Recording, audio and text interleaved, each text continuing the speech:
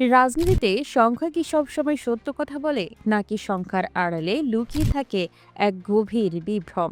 সদ্য সমাপ্ত ত্রয়োদশ জাতীয় সংসদ নির্বাচনের ফলাফল ঘোষণার পর আপাত দৃষ্টিতে যে চিত্রটি আমাদের সামনে ভেসে উঠেছে তা এক কথায় চমকপ্রদ এবং একই সাথে বিভ্রান্তিকর। টেলিভিশনের পর্দায় যখন একের পর এক আসনের ফলাফল ঘোষিত হচ্ছিল, তখন মনে হচ্ছিল যেন এক বিশাল ঝড়ের বেগে বিএনপি জোট সবকিছু তছনছ করে দিয়ে বিজয়ের একছত্র আধিপত্য বিস্তার করছে। ৩০০ আসনের নিম্নকক্ষে তারা দখল করে নিয়েছে ২১২টি আসন, যা এককভাবে সরকার গঠনের জন্য প্রয়োজনের চেয়েও ঢের বেশি। অন্যদিকে তাদের প্রধান প্রতিদ্বন্দ্বী জামায়াত জোট পেয়েছে মাত্র ৭৭টি আসন। সাধারণ মানুষের খালি চোখে এই ফলাফলকে মনে হতে পারে এক পেশে, যেখানে এক পক্ষের দাপটের কাছে অন্য পক্ষ যেন খড়কুটোর মতো উড়ে গেছে। দুই জোটের মধ্যে আসনের ব্যবধান দাঁড়িয়েছে অবিশ্বাস্য ১৩৫টিতে। কিন্তু আপনি যদি এই ফলাফলের গভীরের জলস্রোত না দেখেন, তবে আপনি আসলে রাজনীতির কিছুই দেখলেন না। কারণ এই বিশাল ব্যবধানের পর্দার আড়ালেই লুকিয়ে আছে এক বিস্ময়কর গাণিতিক সত্য, যা আপনার চোখ কপালে তুলতে বাধ্য। আসুন একটু গভীরে যাওয়া যাক। নির্বাচনের ফলাফলে যে পরিসংখ্যান নির্বাচন কমিশন প্রকাশ করেছে, সেখানে চোখ রাখলে আপনি চমকে উঠবেন। ভোটের শতাংশ বা ভোট শেয়ারের দিকে তাকালে দেখা যাচ্ছে এক অদ্ভুত সমীকরণ। তথ্য বলছে বিএনপি জোট মোট ভোটের ৪৬.৬% বা কোনো কোনো হিসেবে ৪৬.৯% ভোট পেয়েছে। অন্যদিকে জামায়াত জোট ভোট পেয়েছে ৪৩.৯% ভোট। এখন ক্যালকুলেটর হাতে নিয়ে হিসেব করলে দেখবেন দুই জোটের জনপ্রিয়তার পার্থক্য মাত্র ২.৭%। অথচ সনাতন পদ্ধতির সেই ফার্স্ট পাস্ট দ্য পোস্ট বা এফপিটিপি সিস্টেমের নির্মম পরিহাসে এই সামান্য ২.৭% ভোটের পার্থক্যই সংসদে ১৩৫টি আসনের বিশাল ব্যবধান তৈরি করে দিয়েছে। এটি গণতন্ত্রের একটি বড় ত্রুটি, যেখানে বিজয়ী সবটুকু নিয়ে যায় আর পরাজিতরা প্রায় সমান জনসমর্থন নিয়েও রিক্ত হস্তে ফিরে যায়। প্রায় ৪৪% মানুষের কণ্ঠস্বর নিম্নকক্ষে সংকুচিত হয়ে গেছে মাত্র ৭৭টি আসনে। তবে এই গল্পের এখানেই শেষ নয়, বরং এখান থেকেই আসল সাসপেন্সের শুরু। গণভোটে হ্যাঁ জয়যুক্ত হওয়ার ফলে এবারে সংসদে যুক্ত হতে যাচ্ছে উচ্চকক্ষ বা আপার হাউস। আর ঠিক এই জায়গাতেই রাজনীতির দাবার চক সম্পূর্ণ উল্টে যাওয়ার অপেক্ষায়। নিম্ন কক্ষে বিএনপির সংখ্যাগরিষ্ঠতার পাহাড় গড়লেও উচ্চ কক্ষে তারা মুখোমুখি হতে যাচ্ছে জনসমর্থনের এক নিষ্ঠুর আয়নার। এই আয়নায় বিএনপি ও জামায়াত একে অপরের প্রায় সমান সমান। গণভোটের রায়ে গঠিত এই উচ্চ কক্ষে সদস্য নির্বাচিত হবে সমানুপাতিক প্রতিনিধিত্ব বা পিআর পদ্ধতিতে। এই পদ্ধতির সবচেয়ে বড় সৌন্দর্য হলো এখানে কোনো ভোটই নষ্ট হয় না বা আবর্জনার ঝুড়িতে যায় না। একটি দল সারা দেশে ঠিক যত শতাংশ মানুষের সমর্থন পাবে, উচ্চ কক্ষের ১০০টি আসনের মধ্যে ঠিক তত শতাংশ আসনই তাদের ভাগে জুটবে। আর এই পদ্ধতিটি এবার জামায়াতের জন্য এক বড় গেম চেঞ্জার বা তুরুপের তাস হয়ে আবির্ভূত হয়েছে। আসুন এবার উচ্চ কক্ষের সেই রোমাঞ্চকর গাণিতিক সমীকরণটি মেলানো যাক, যা আগামী দিনের রাজনীতির গতিপথ নির্ধারণ করবে। উচ্চ কক্ষে মোট আসন সংখ্যা ১০০টি। প্রথমে জামায়াত জোটের হিসাবটি কষে দেখা যাক। যেহেতু তারা সারা দেশে ৪৩.৯% ভোট পেয়েছে, তাই পিআর পদ্ধতির নিয়ম অনুযায়ী ১০০টি আসনের মধ্যে তারা সরাসরি পাবে ৪৪টি আসন। এবার বিএনপি জোটের পালা। ৪৬.৯% ভোটের হিসেবে ১০০ আসনের মধ্যে তারা পাবে ৪৭টি আসন। এবার একটু পেছনে ফিরে নিম্ন কক্ষের ফলাফলের সঙ্গে এই ফলাফলটি মিলিয়ে দেখুন। নিম্ন কক্ষে যেখানে দুই দলের আসনের পার্থক্য ছিল পাহাড় সম ১৩৫টি, সেখানে উচ্চ কক্ষে সেই পার্থক্য অবিশ্বাস্যভাবে নেমে এসেছে মাত্র ৩টি আসনে। হ্যাঁ, আপনি ঠিকই শুনেছেন, মাত্র ৩টি আসন। এখানে বিএনপির ৪৭ আর জামায়াতের ৪৪, আর বাকি যে প্রায় ৯% ভোট অন্যান্য ছোট দল বা স্বতন্ত্ররা পেয়েছে, তারা দখল করবে বাকি ৯টি আসন। এই নতুন সমীকরণের রাজনৈতিক তাৎপর্য বা পলিটিক্যাল ইমপ্লিকেশন অত্যন্ত গভীর এবং সুদূরপ্রসারী। নিম্ন কক্ষে ২১২ আসন নিয়ে বিএনপি হয়তো মনে করতে পারে তারা অজেয়, কিন্তু উচ্চ কক্ষের এই ৪৭টি আসন তাদের সেই স্বপ্নে জল ঢেলে দেওয়ার জন্য যথেষ্ট। কারণ সংসদের নিয়ম অনুযায়ী কোনো বিল বা আইন পাশ করতে হলে উচ্চ কক্ষে অন্তত ৫১টি ভোটের প্রয়োজন হবে। বিএনপির হাতে আছে ৪৭টি ভোট, অর্থাৎ এককভাবে কোনো বিল পাশ করার ক্ষমতা তাদের নেই। এখানেই শুরু হবে আসল নাটক। বিএনপিকে যদি কোনো বিল পাশ করতে হয় তবে তাদের হয় জামায়াতের সমর্থন নিতে হবে অথবা ওই ছোট দলগুলোর ৯ জন সদস্যের সমর্থন জোগাড় করতে হবে। নিম্নকক্ষে বিএনপি যে কোনো আইন বা সংবিধান সংশোধনের প্রস্তাব হয়তো তুড়ি মেরে পাশ করিয়ে নিতে পারবে।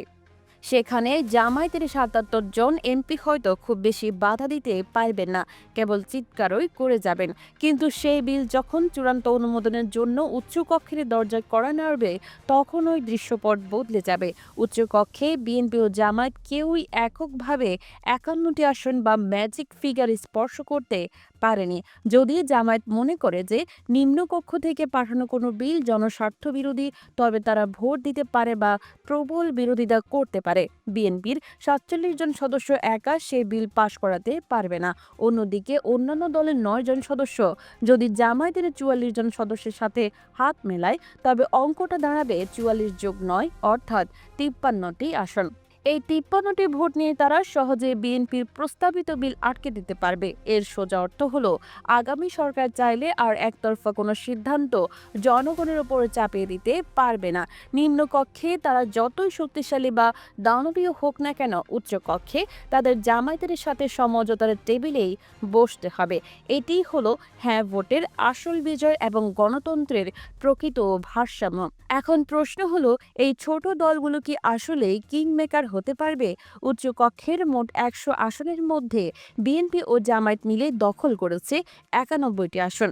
বাকি ৯টি আসন থাকছে ছোট ছোট দল এবং স্বতন্ত্র প্রার্থীদের হাতে। রাজনীতির পরিভাষায় একে বলা হয় ব্যালেন্স অব পাওয়ার। কোনো বিল পাশ করতে হলে উচ্চকক্ষে যে ৫১টি আসনের প্রয়োজন, তা বিএনপি বা জামায়াত কারো কাছেই নেই। ফলে এই ছোট দলগুলো হয়ে উঠতে যাচ্ছে ক্ষমতার দণ্ডমুণ্ডের কর্তা। এর সাথে সাথে বাংলাদেশে দীর্ঘদিনের লালিত ইয়েস মিনিস্টার সংস্কৃতির অবসান ঘটতে যাচ্ছে এবং শুরু হতে যাচ্ছে বিতর্কের এক নতুন অধ্যায়। বাংলাদেশের সংসদে এতদিন আমরা দেখেছি সরকারি দল যা বলে তাই আইন হয়ে যায়। বিরোধী দল না বললেও সংখ্যার জোরে তা পাশ হয়ে যেত। একে বলা হয় ব্রুট মেজরিটি বা পাশবিক সংখ্যাগরিষ্ঠতার দাপট। কিন্তু উচ্চকক্ষ এই দাপট চিরতরে বন্ধ করে দেবে।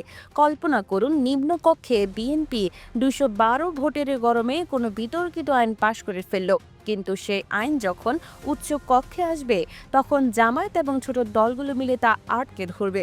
তখন বিএনপিকে বাধ্য হয়ে জামায়াতের সাথে আলোচনার টেবিলে বসতে হবে।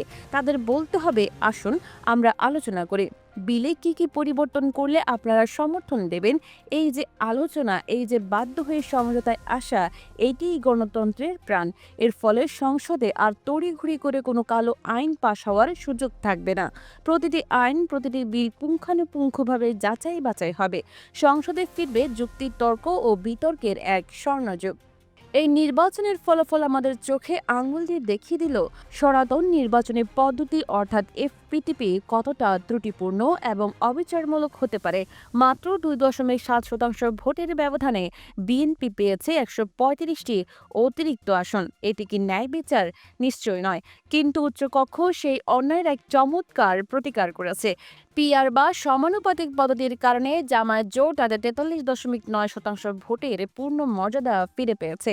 নিম্নকক্ষের ২১২ আসন আসলে একটি ইলুশন বা বিভ্রম মাত্র।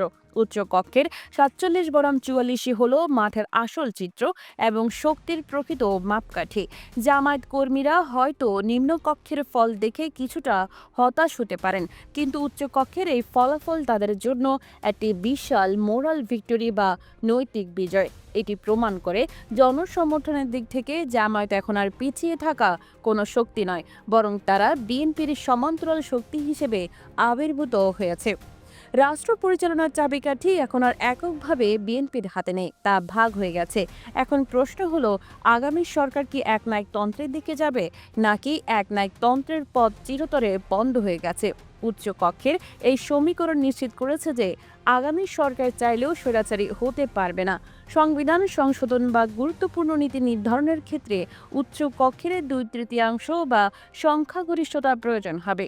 বিএনপি এবং জামায়াত মিলে যদি একমত না হয় তবে সংবিধানের একটি কমাও পরিবর্তন করা সম্ভব হবে না।